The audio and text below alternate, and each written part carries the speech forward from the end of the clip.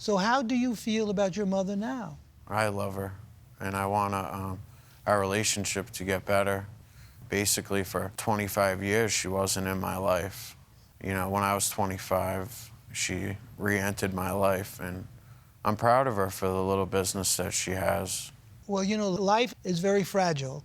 We never know from one minute to the next when we won't be here anymore. And so every minute has to be made meaningful.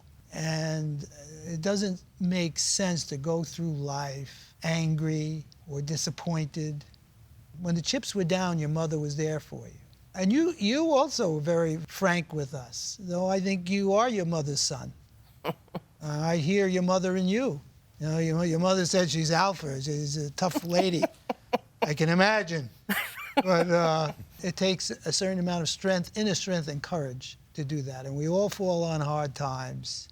But I witnessed in these last few minutes a respect for life that sometimes here gets blurred from our point of view. I think before me are two people, and the best is coming out of them. You're in the crucible. You know what the crucible is? You're in that piece of pottery where people are just twisting and disturbing things, and that's when whatever you have inside of you that's good and strong emerges. And some people, it never emerges. They're beaten down by it. But you are a strong woman. Thank you. And you've inherited that. And you owe her.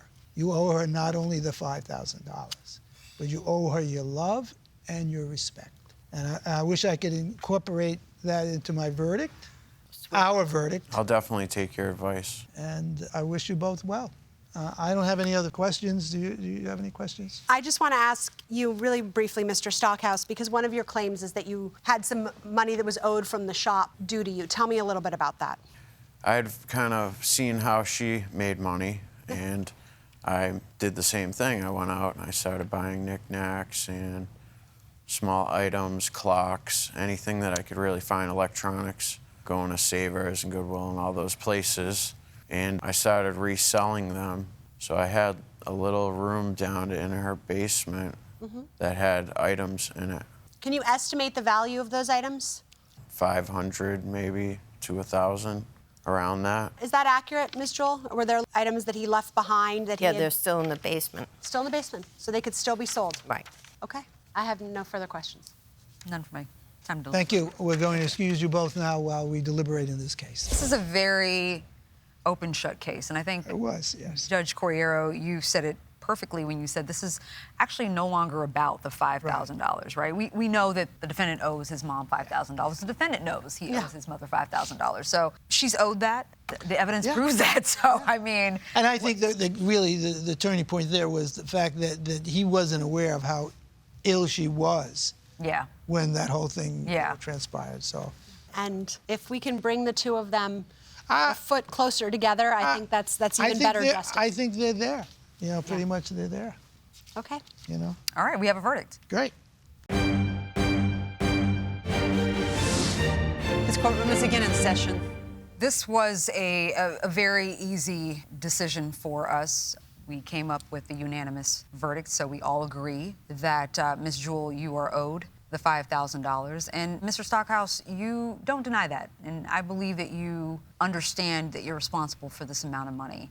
What I was hearing when you two were speaking was not only hurt from the past, but there's a lack of trust. Mr. Stockhouse, you were surprised that your mom came through for you and bailed you out. I was. Ms. Jewell, you thought that your son was going to burn you because of the past. And so how do you break this cycle of generational trauma, right? It's literally building resilience through open and honest dialogue. Healing starts to happen when you speak up and work through that hurt. And so I encourage the two of you to do that. And I really do feel like this is a turning point for both of you. And so with that being said, Ms. Jewell, we're going to award you the $5,000 for the reimbursement of the money you lent your son for bail. And that is the verdict of the court.